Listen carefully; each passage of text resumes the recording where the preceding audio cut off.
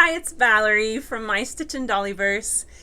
This video is a special video. I'm going to be showing you what I do and what this channel is all about. So let's go.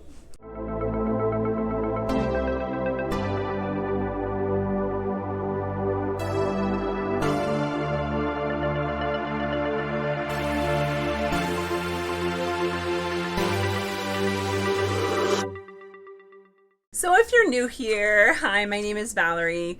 I am a former costume and fashion designer. I am a doll collector. And on this channel, I'll be showing you new dolls, thrifted dolls, and how I sew for dolls. So stick around and ring the bell.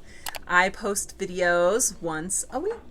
So I was recently a guest on my friend BEBE Brown's doll haul on her Facebook page. We had kind of a hiccup filming that, so I thought I'd film another video to kind of show what I was talking about. But really, I was talking about what I do with upcycling doll clothes. Upcycling meaning I take women's clothes, usually from the thrift store, and cut them up and make doll clothes from them. So I wanted to show some of those actual garments that I've made. Here's one of the blouses. Obviously I've already cut it up, but and if you've watched any of my videos, this is the one that I did with my friend Jared at Life in Plastic. I sent him a dress made out of this, and it's a women's blouse, you know, a Target brand.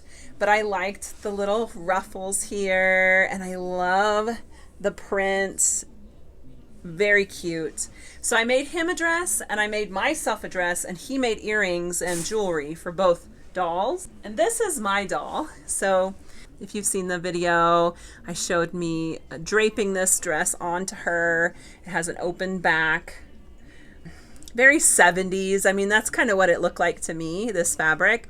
And then he made that jewelry. So cute. She's so beautiful. Yeah, so it's one of the signature dolls. And my second one that I did is this one, and it's got snaps in the back. And I used a Barbie pattern. The fabric I made this from, I'll show you the shirt, but it was very wiggly. It's rayon, so it's not that easy to sew with. So I had to make this dart across her bust, which kind of made it into this 60s style dress. And then I used earrings as a brooch. I bought this whole package of earrings, actually. And this is from just Target. But I saw them and I was like, oh my gosh, don't those look like tiny Barbie brooches? They totally do. So I made it into this, and I had to back it on the other side so that it wouldn't scratch the doll. That was one of the problems, but I put her with the little kitty cat from Bewitched because that's what these dolls look like. Elizabeth Montgomery to me, right? And here's the shirt from, you know, what I used for that one, and it still even has the tag on it, but it was bought secondhand at the thrift store. You can see where I cut the dress out. So, and there's the tag from the thrift store. It was half off, so it was $4.50. Anyways, it's a lot left, so I could still make more. I also made a garment for my friend Aryan at BARBINATION. He has a YouTube and Instagram. But I used these pajama bottoms and made a bag, actually. He really loves Hello Kitty and pastel colors. So I made this Hello Kitty bag, and he used a t-shirt to make the bow, and then I just made a bow for her as well. I just have the ribbons coming down, but obviously you could tie it anyway. And then I made the coat. The coat is made out of this fabric I've had for years and years. I don't even know where I got it, but it has this big hood on it. Oh, I just love how it turned out. And I just used the pattern from her dress that she was wearing, and I laid it out on paper and traced around it and then made the coat. I used this stretch elastic that's actually made for like diaper covers so that you can finish the edge with this elastic kind of bias binding. Then she has on a top that's made from a ribbon. So it's a velvet ribbon draped on her, and they put the darts in it, and then it snaps in the back, and then this is a second ribbon. I love making clothes for dolls with ribbons because they're already finished on the top and the bottom, and you don't have to turn it over and, you know, add bulk there. It just finishes nicely. And then I made this bubble skirt. You know, it's finished on the other side. I mean, it's just, you know, folded, and then this elastic to finish the waistband. And her bag is from ribbons as well. And I just folded it in half and sewed it around there. I wasn't sure how the bag would work out, but I actually really love it. I'm really in love with it. And so I'm going to make a bunch of those, hopefully. She's so cute. Love her. I love making doll clothes of all sizes. I collect so many different genres of dolls.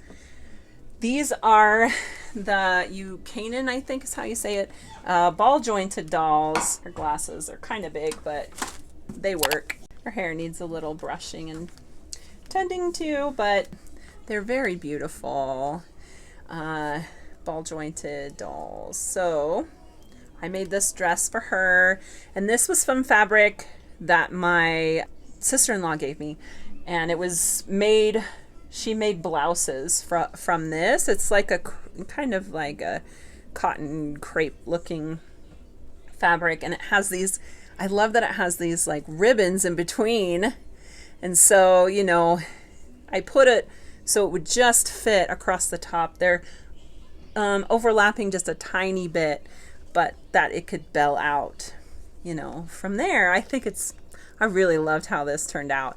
This is secondhand fabric, and then this is a velvet elastic, actually, and it's finished on both edges. See, I'm always looking for the stuff that's already finished, and I didn't put a snap or anything. What I do is you can take off her wig and then just pull the elastic over her. It stretches just enough to get it on and off and not have to worry about closures, which is always a good thing. And then she's got snaps in the back right here to snap that closed, but yeah.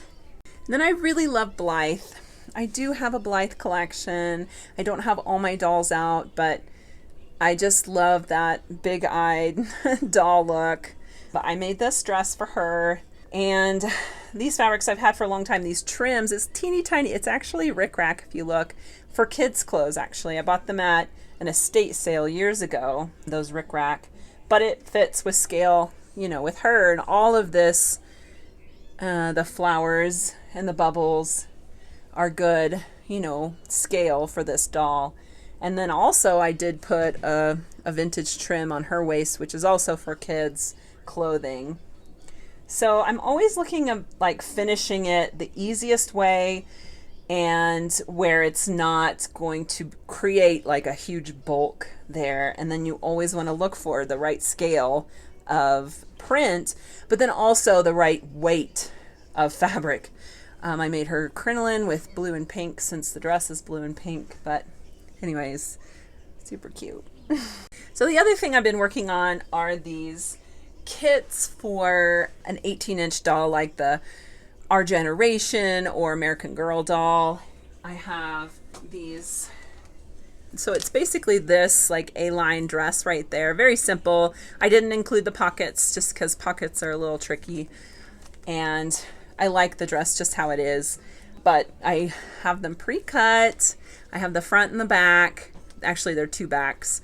And then this lace trim that is secondhand, it's vintage. And then this bias to go around the armhole and the neck hole so you don't have to finish.